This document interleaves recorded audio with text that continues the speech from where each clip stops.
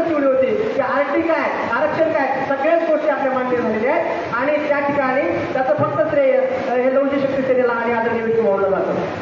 बघा, बरेच लोक आता लवचिकचं नाव घेऊन पोत्राचं उत्सव मानतायत. आम्ही सुद्धा त्याच्यामध्ये होतो, आम्ही सुद्धा त्याच्यामध्ये होतो. कोणी सुद्धा नव्हतं. आणि घेतला मी रोज संध्याकाळी 6-11 वाजता फोन करायचो. विष्णू भाऊंचं फुटलेलं पाय जे आहे, त्या पायाचे रक्ताची रांगोळी जी आहे ना, ती सगळ्या महाराष्ट्रभर असायची.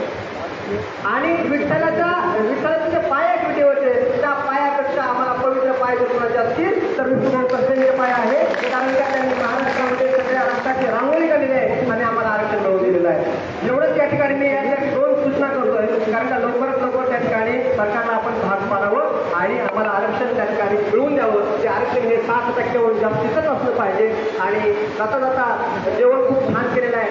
नाशिक काही सेकंद बोललं.